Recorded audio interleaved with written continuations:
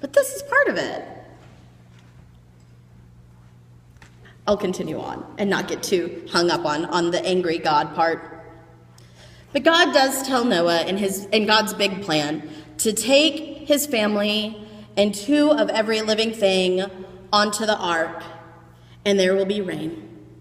Then we hit repeat and hear the story again, but this time it just comes in a slightly different order, and we have instructions, and then God says to bring 7 pairs of all clean animals and 1 pair of all the animals that are unclean. So sometimes you hear those different numbers, and that's where it comes from, the Yahwehist and the priestly perspectives kind of merging together.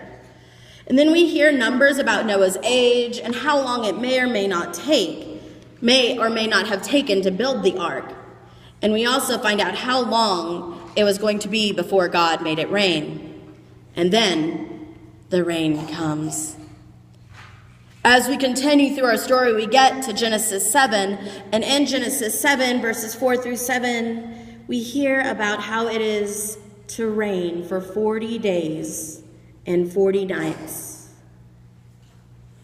Then we see again in verse 12, the rain fell on the earth for 40 days and 40 nights. And then we continue to verse 17 through 18. And the flood continued for 40 days, and the waters increased and bore up the ark, and it rose high above the earth, and the waters swelled, increasing greatly on the earth. And the ark floated on top of the waters. And it goes on to talk about how the only living things left on creation are the things on that ark, or the beings on that ark.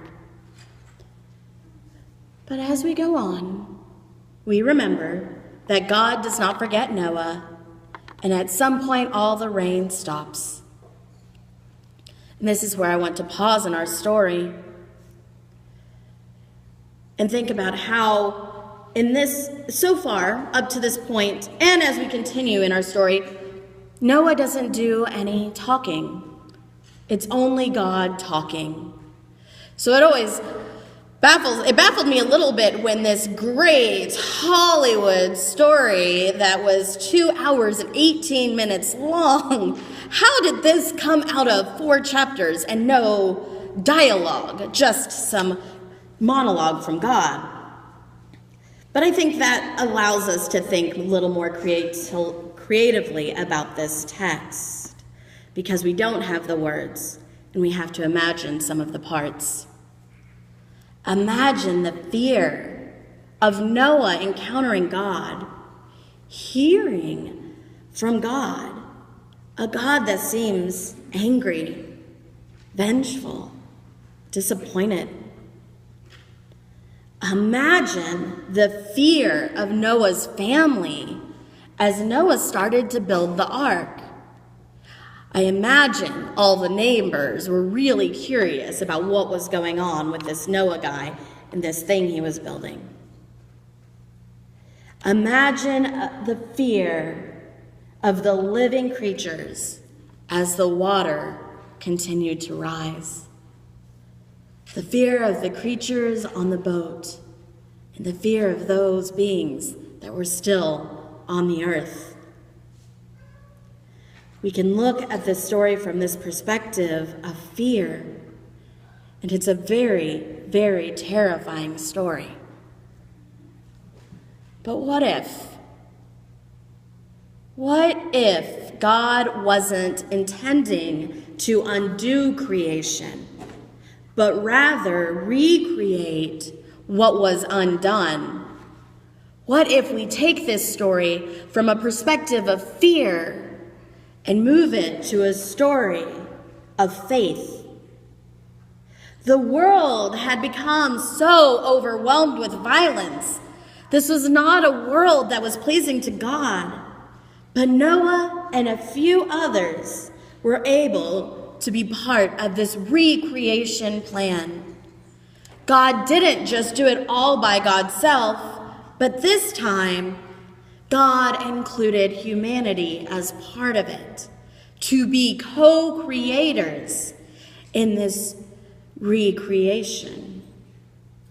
Now, whether Noah was volunteered or voluntold for this position, it's debatable. But what we see is through his acts, through his volunteering to create the ark, that there's an opportunity for God to recreate the world.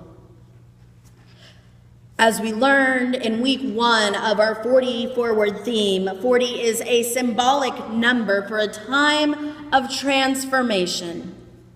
And during the 40 days of rain, the world was transformed.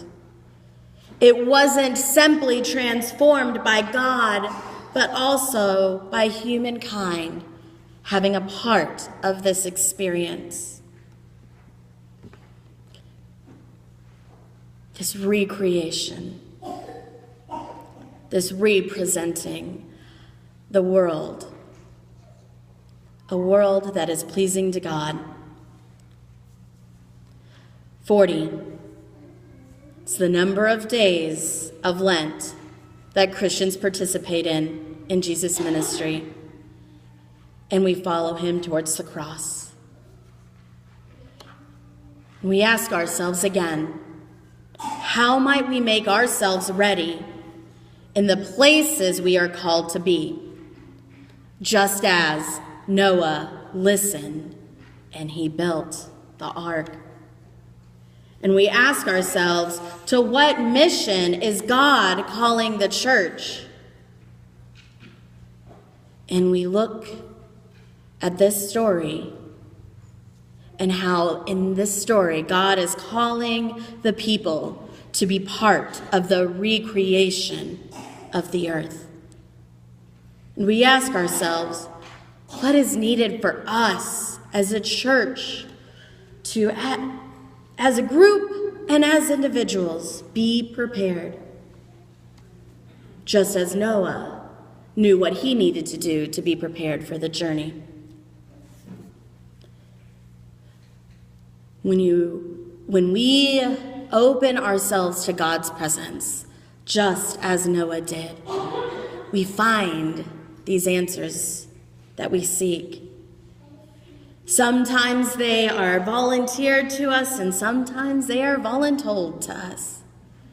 But God's presence is here and nudging us during this journey of transformation.